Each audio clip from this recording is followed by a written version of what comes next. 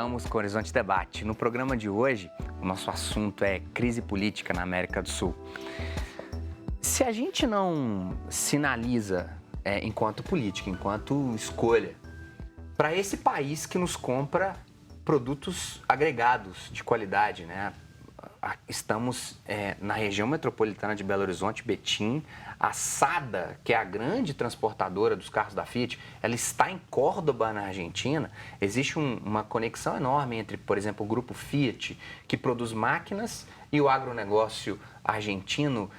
Bruno, a gente está fazendo errado? Porque quando o professor Eduardo coloca, né, assim, o filho do presidente, fica parecendo que nós estamos aqui conversando em alto nível na TV Horizonte e os meus filhotes estavam brincando aqui atrás da gente, sabe? E eu dizendo para eles assim, gente, peraí, eu estou fazendo um programa agora.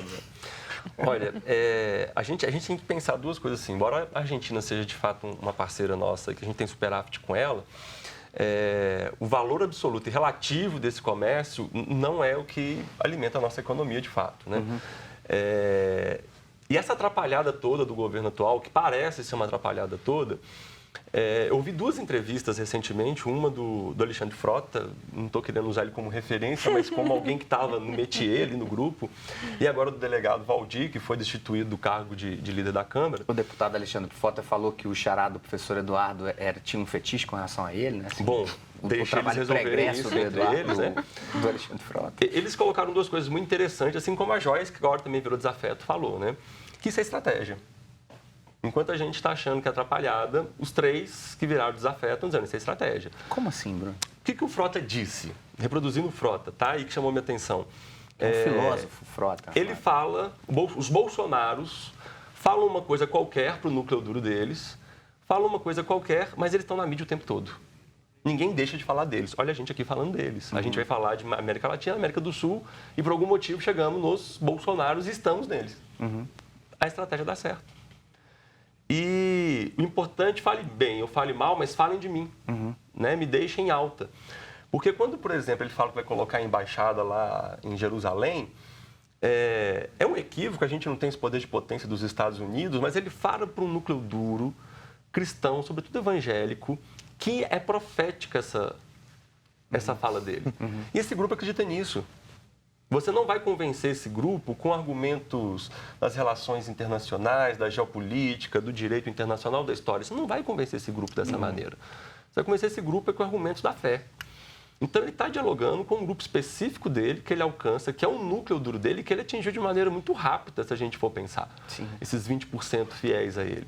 Então, eu acho que não é só atrapalhada, não, sabe? Esse processo político, essa forma dele interagir politicamente com o público dele, causa espanto. Bruno, essa nova determinação do Netanyahu de construção em um território ocupado, não tem outro nome para isso. Marina, me ajude. Bruno, a história, a gente tem que voltar na história e procurar um nome para isso. É de um cidadão de segunda classe dentro de um próprio país. O cidadão de segunda classe dentro de um próprio país não tem outro nome, se chama apartheid, que foi o regime da África do Sul. Ou seja, estamos laureando algo desse tipo. Mas eu acho que a gente volta ao autoritarismo. Sim. Né? Que é uma marca da América Latina, e sabe-se logo o que quer dizer isso, América Latina, né? Mas é uma marca que a gente recebe da Europa. Assim. A gente parou para pensar que até 1918 a gente tinha na Rússia uma monarquia absolutista, até 1917. A gente tinha autocracias na Alemanha e na Áustria. Mulheres não podiam votar. Homossexuais eram penalizados como criminosos. Isso há pouco tempo. Assim. Então, esse autoritarismo que renasce de maneira diferente, porém equivalente, né, e que se espalha na Polônia, que se espalha com Duterte nas Filipinas, com Erdogan na Turquia, com Trump nos Estados Unidos, o Bolsonaro no Brasil. A gente tem que pensar no Chaves, no Maduro, porque a gente não deixa de ser autoritarismos, o próprio Evo Morales. É uma coisa que tem renascido nesse momento. Agora, Bruno, Marina, Eduardo, quando a nova presidente da Bolívia, né, Añez, ela se coloca lá na sacada do Palácio Presidencial com uma Bíblia na mão. Este era o ponto que eu... Fundamentalismo cristão. O grande empresário da Bolívia é uma figura que não foi para a política como Dória foi para a política. Ele fica sempre no bastidor. Camacho, que ele chama, um potencial empresário lá, ele sempre aparece com um terço. Estamos numa TV católica, né, irmã da Rádio América, também católica da Arquidiocese, mas tem toda a segurança para poder colocar e abertura para colocar essa proposta para discutirmos. Esse sujeito está sempre com um terço nas mãos e ele vai junto com a Inés dizer que agora Deus está de novo no comando da Bolívia, como se Evo Morales fosse... A gente não precisa nem ir na Bolívia, a coletiva do Paulo Guedes com uma fitinha escrito que o apocalipse está próximo.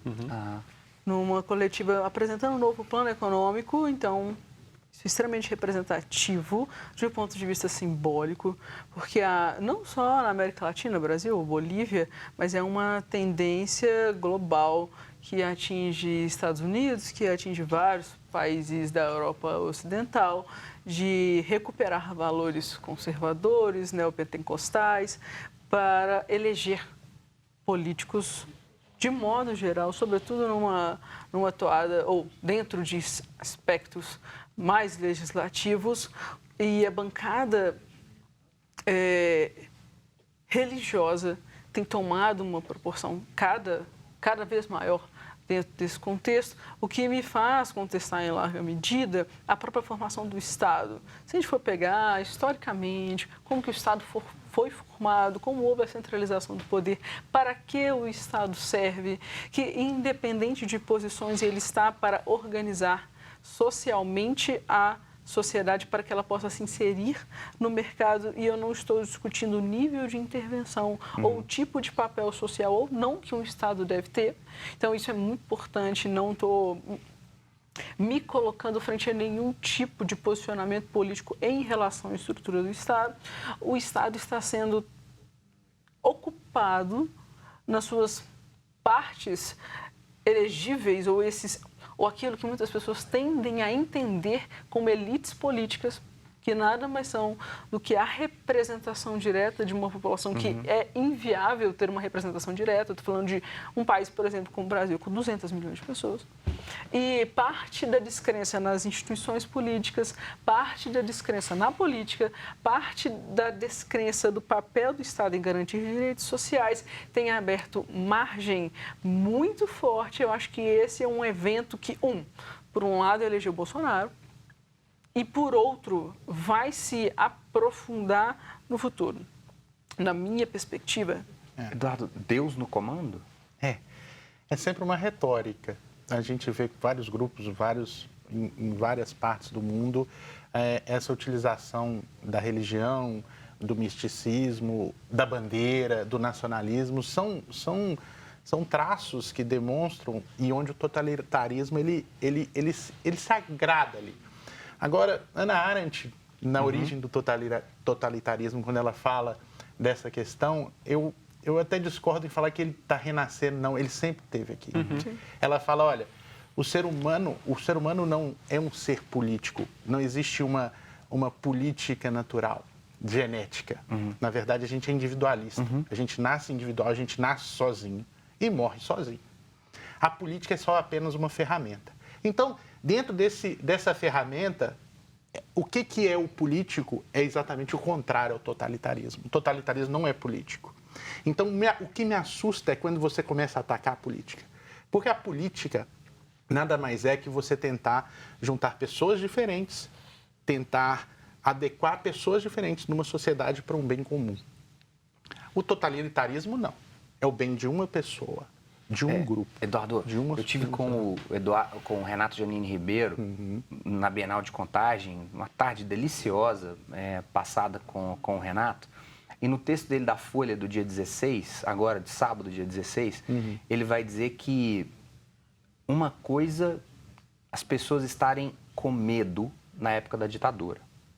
Então, sabia-se o que acontecia, Vladimir Herzog suicidou naquela foto, impossível, mas as pessoas não falavam tanto, as pessoas tinham medo, né? O Renato vai escrever um texto nesse dia 16 sobre o Holocausto, eu acho puxando muito Hannah Arendt. Não era Hitler que apertava o botãozinho de ligar e queimar judeus, não era Hitler sozinho que fazia isso, né? Assim, era alguém que estava lá que talvez voltava para casa e na hora que colocava o filho dele para dormir, ele dizia assim: olha, filho, hoje o papai matou 10 mil judeus. Olha que legal, né? Assim, isso é o Holocausto. O teste de Milgram, né? Que vai ver isso é o até onde a Holocausto. obediência vai, né? Isso é o Holocausto. Pode falar. E a Hannah Arendt, ela vai dizer que o mal é banal. Ele é muito fácil de ser perpetuado. Ai, que mal. Ele não é profundo. Então, com muita facilidade, você espalha o mal. Agora, pensando nessas questões, por que a maioria vai eleger, então, esses governos totalitários dentro de uma democracia? Esse era o meu ponto. A democracia ela não é um sistema em si, quando eu digo um sistema procedimental que substantivamente garante a liberdade e o respeito. Agora, só para a gente fechar, o Renato vai dizer que o alvo atual é a população LGBT e que a gente tem que tomar muito cuidado, porque não foi Hitler que ligou, desligou as câmaras de gás de Auschwitz, de Dachau. Não foi. Foi gente comum. Gente que pensa com ofensa. Olha que bacana esse fechamento. Na nossa incapacidade de fazer política, na nossa polarização, brigamos o tempo inteiro. E a América Latina, convulsionando, está dando uma grande mostra da nossa necessidade de crescer. Eduardo, Marina, Bruno, que alegria tê-los cá. Que alegria tê-los cá para essa noite de debate bacana. O programa de hoje fica por aqui. Nós agradecemos a sua companhia e eu te espero na semana que vem para mais um Horizonte Debate. Um forte abraço e até a próxima semana. Tchau.